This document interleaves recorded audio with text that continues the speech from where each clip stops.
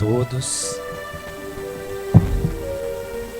Que a certeza da presença de Jesus entre nós conforte os nossos corações, pacifique as nossas emoções e nos traga muita alegria nessa noite.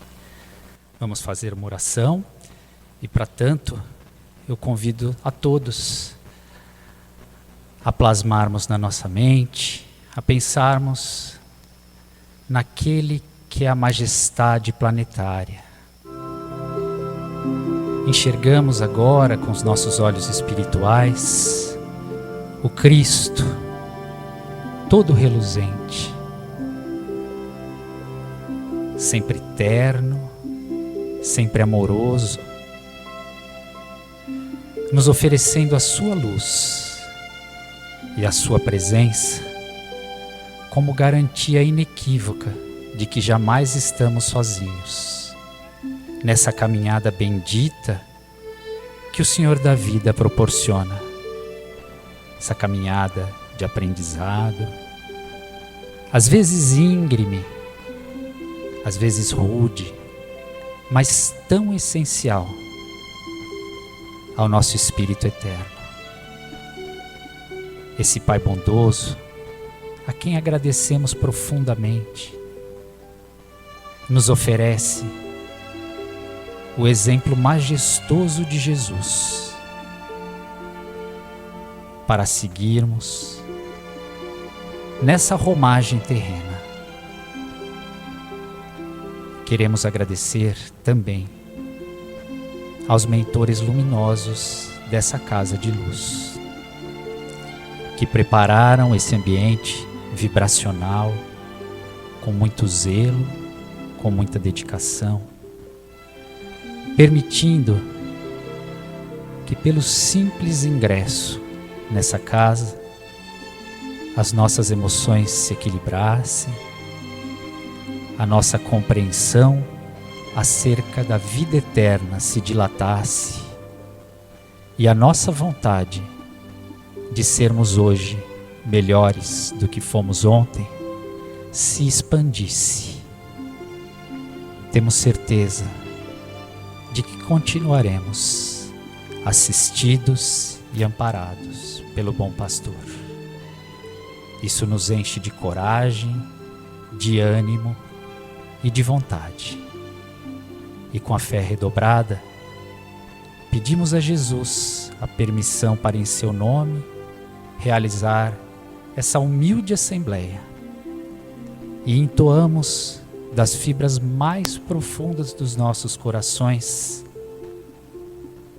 o hino de amor que o Mestre nos legou. Pai nosso que estais nos céus, santificado seja o vosso nome. Venha a nós o vosso reino, seja feita a vossa vontade, na terra como no céu. O pão nosso de cada dia nos dai hoje.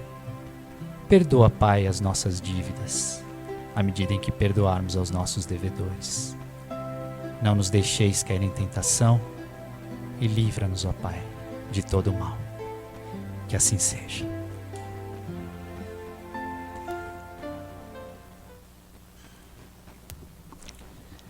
Meus amigos e amigas, o tema proposto para a nossa reflexão dessa noite é Jesus e as mulheres.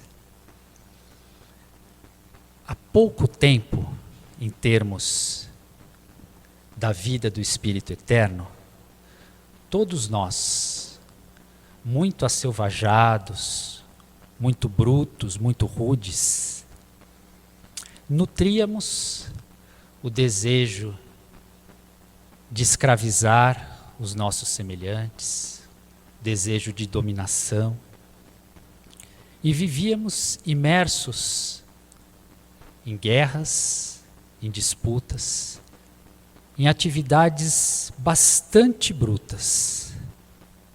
E como só enxergávamos a matéria, as relações hierárquicas que fomos criando no ambiente doméstico, nas relações sociais, nas relações entre os povos, entre as nações, se baseavam exclusivamente, ou quase que exclusivamente, na lei do mais forte. Daí porque, ao longo de quase toda a jornada espiritual do nosso planeta, os mais fortes sempre subjugaram aqueles cuja força física era menor. É claro que o mundo fez muitos progressos, principalmente no âmbito intelectual. E aqui é interessante revisitarmos a questão 780 do Livro dos Espíritos, em que os benfeitores espirituais nos esclarecem que o progresso moral sempre segue o progresso intelectual. O progresso moral é uma consequência do progresso intelectual. Porque é necessário que nós compreendamos o que é o bem e o que é o mal, para que então façamos as escolhas morais adequadas. Mas nos advertem esses espíritos luminosos. Essa consequência, que é o progresso moral, ela quase nunca é imediata.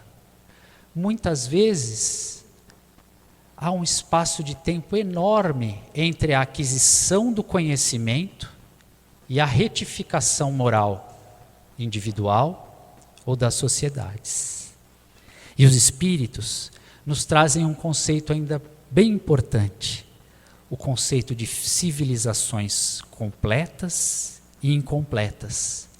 Civilizações completas ou povos civilizados são, de acordo com os nobres espíritos que orientaram a codificação espírita, aquelas civilizações que já alcançaram, além do progresso intelectual, a sublimação moral, de modo a nos revelar de forma inequívoca que nós ainda somos meros povos esclarecidos e não civilizados.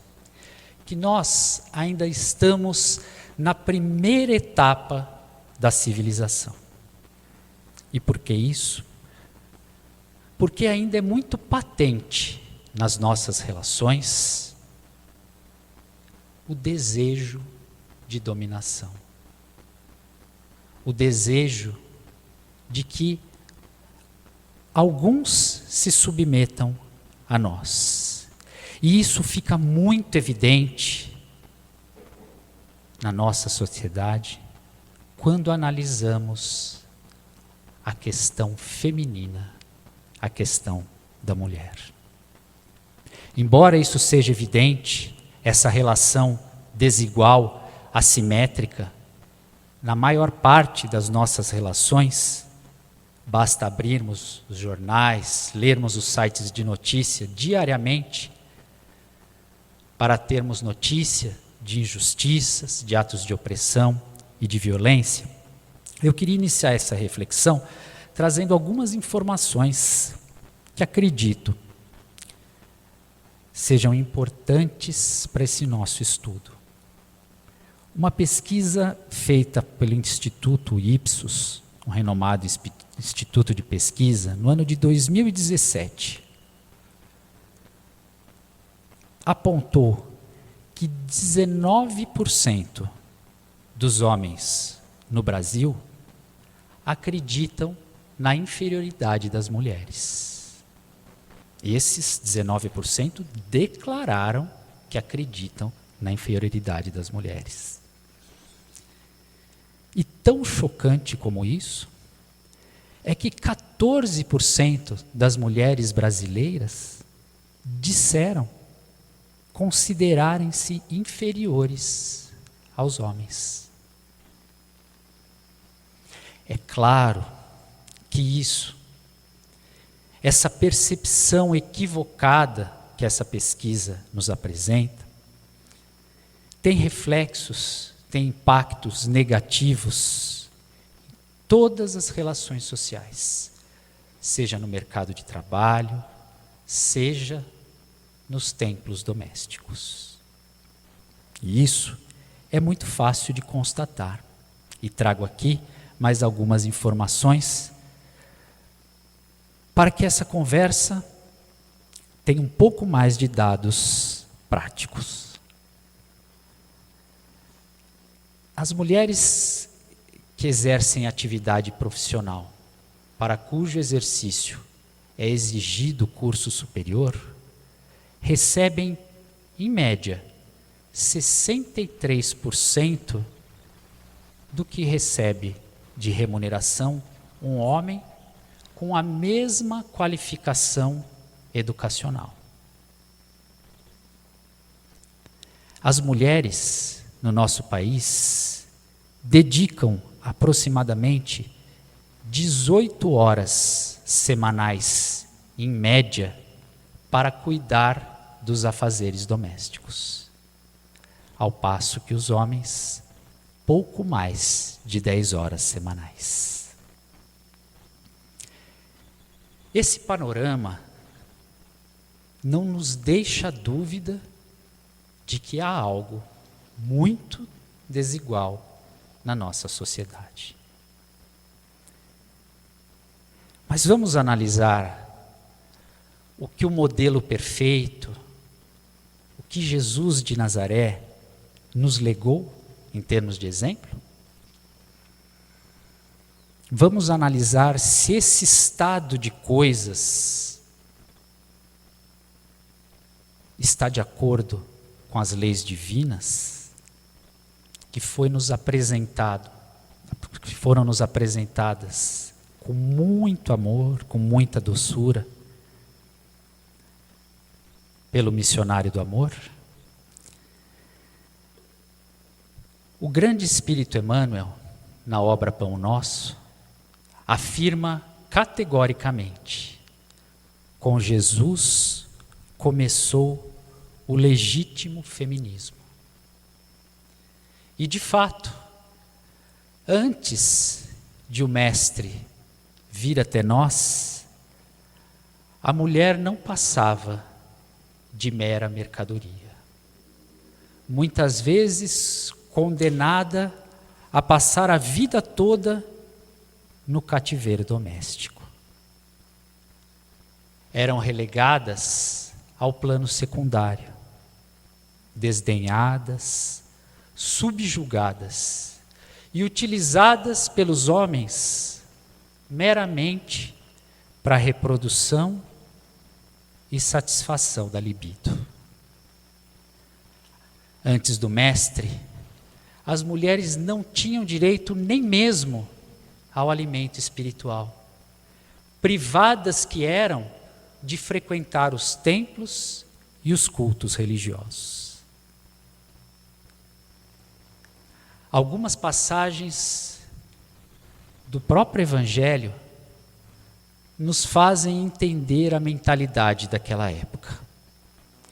Relembremos a passagem da mulher adulta que é salva pela intervenção amorosa do Mestre da morte por lapidação.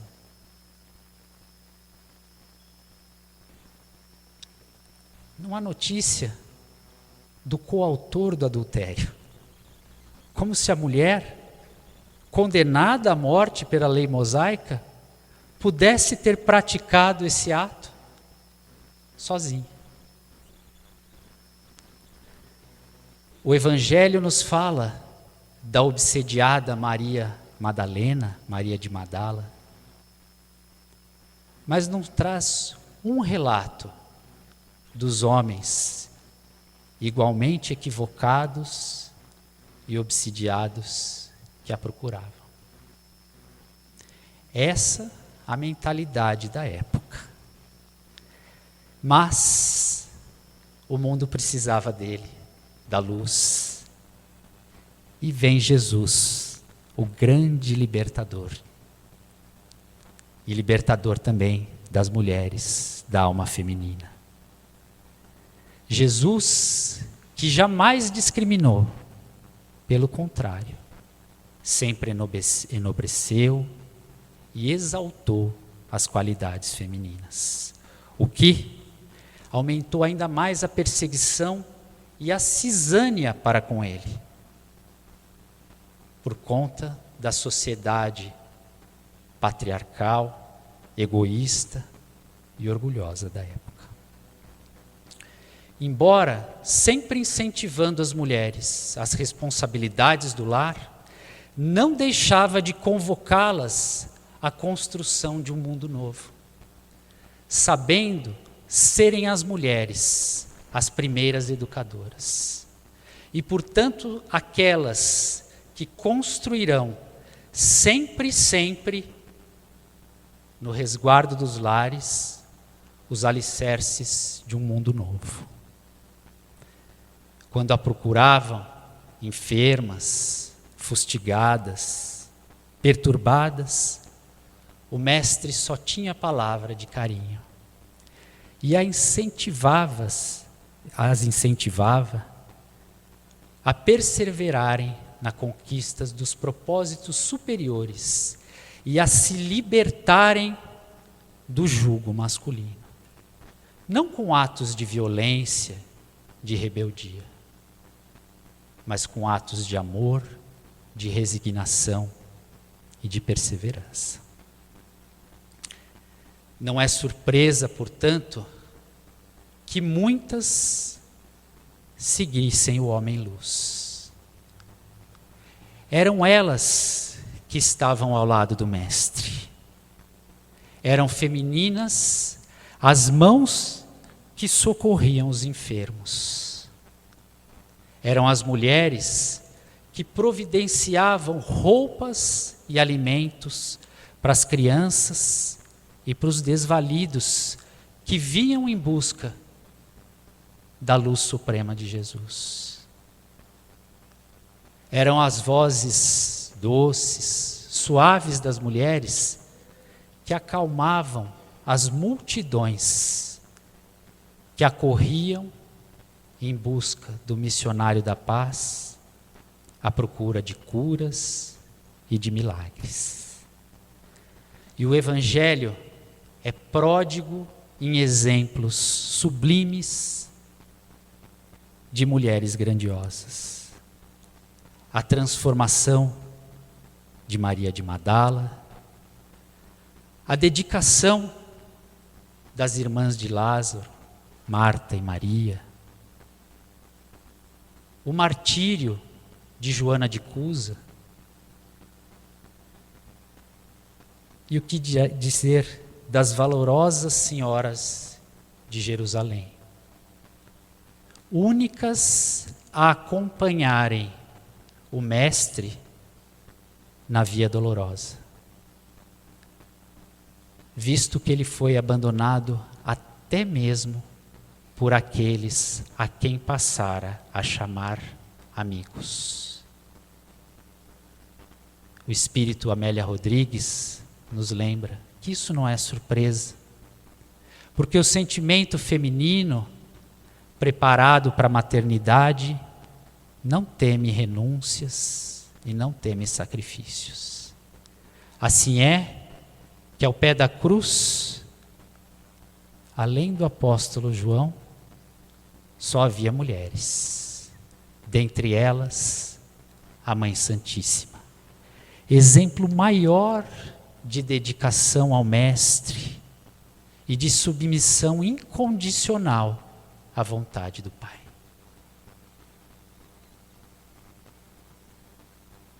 Por tudo isso, é que, como resposta de amor, palavras do Espírito Amélia Rodrigues, o Mestre apareceu pela primeira vez após triunfar sobre a morte do corpo físico a uma mulher, Maria de Magdala. Muito embora Pedro e João houvessem se dirigido ao sepulcro antes dela. Não há dúvida, e nos mostra esse relato pálido e incompleto da dedicação do Mestre a exaltação da condição feminina, que Jesus nos legou uma lição de grandeza da alma feminina e, sobretudo, nos mostrou quanto o mundo necessita das mulheres. O modelo divino nos convocou, com seu exemplo, a agirmos nessa linha moral de exaltação e de valorização da condição feminina, nos revelando que o sentimento que relega a mulher a um possível papel subalterno ou secundário é totalmente anticristão. Dir-se-á que há um feminismo ilegítimo, e há mesmo.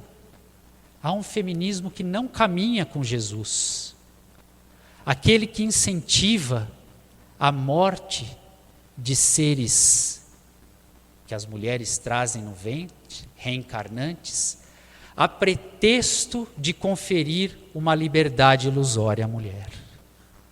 Mas não é desse feminismo que falamos. Falamos do feminismo com Jesus. Aquele que liberta a mulher, exalta as suas qualidades e aproxima de Deus. A este feminismo, todos nós devemos aderir incondicionalmente. É preciso constatar, portanto, que muito há a ser feito. Muitos passos precisam ser dados para que alcancemos o que o Mestre Divino nos preconizou: a absoluta igualdade e a exaltação das qualidades femininas. E como isso poderia ser feito? Teríamos nós alguma responsabilidade? É certo que o poder público tem atuado na elaboração de leis de proteção, e passos importantes já foram vencidos. Mas a verdadeira transformação do mundo dar-se-á nos corações. E não há como a humanidade modificar-se, depurar-se, se essa transformação não ocorrer nos nossos lares. É nas nossas casas, escolas vivas da alma, que tem de se iniciar essa depuração, essa transformação, essa modificação de conceitos tão anacrônicos e tão equivocados do ponto de vista das leis cristãs. É preciso que conversemos com nossos filhos e nossas filhas sobre esse tema. Ou deixaremos que sejam educados por sei lá quem nas ruas, que possivelmente transmitirá conceitos ainda mais equivocados do que aqueles que temos. Há comportamentos aparentemente inofensivos, mas que reforçam esses paradigmas equivocados de comportamento por parte dos homens e por parte das mulheres. O tratamento desigual que muitos pais oferecem às filhas e aos filhos reforçam muito esses pensamentos, essas concepções equivocadas. Por que que o menino tem de ter mais liberdade que a menina, ou o rapaz do que a moça? Por que deve-se investir mais na educação de um filho do sexo masculino ou do gênero masculino do que da filha? E há famílias que ainda incidem nesses erros. Argumentar-se-á que são erros menores, inocentes, incapazes de serem traduzidos no futuro em qualquer mal maior. Será?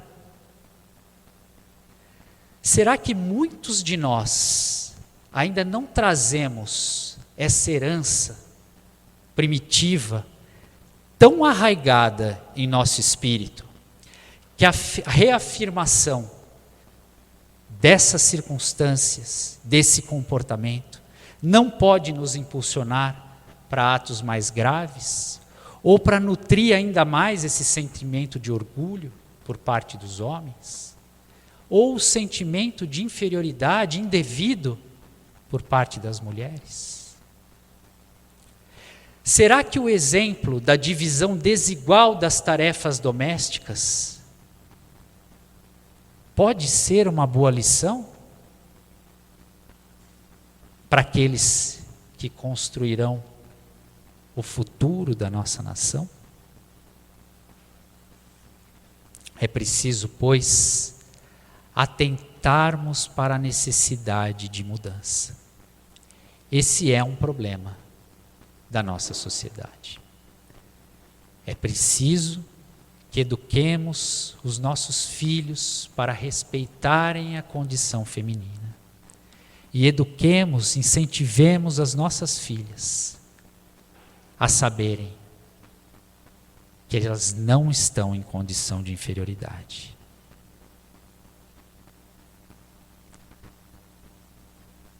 O exemplo do Mestre deve nos inspirar.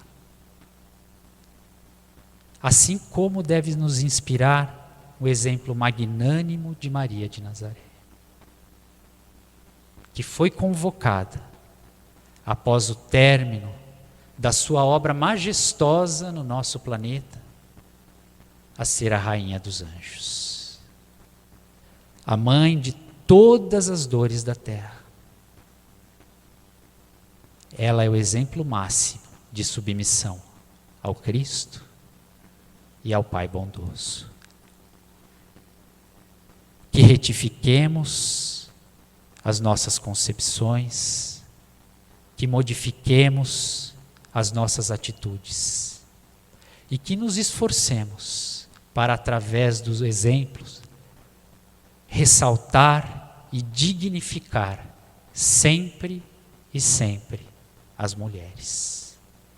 Essa a lição do Mestre que ecoa para sempre e que depende daqueles que conhecem a luz do Evangelho para se expandir por toda a sociedade.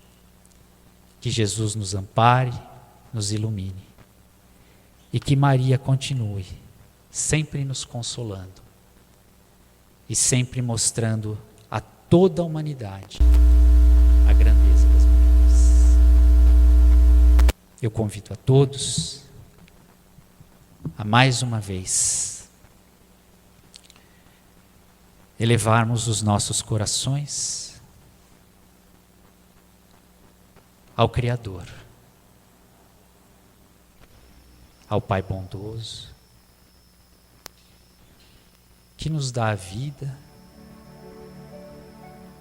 e que diuturnamente intercede amorosamente em nosso caminho, para que tenhamos as lições necessárias.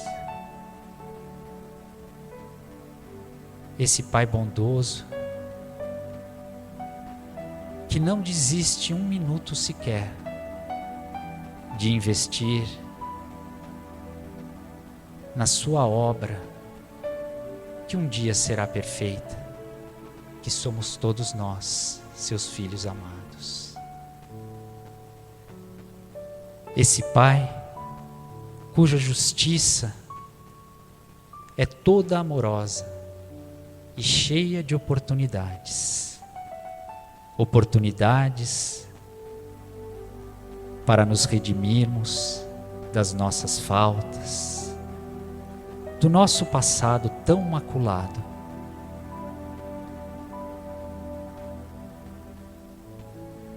Esse Pai bondoso, que a cada manhã nos oferece a luz do sol, como que nos convidando a acendermos também em nossos corações a luz da caridade e do amor ao próximo.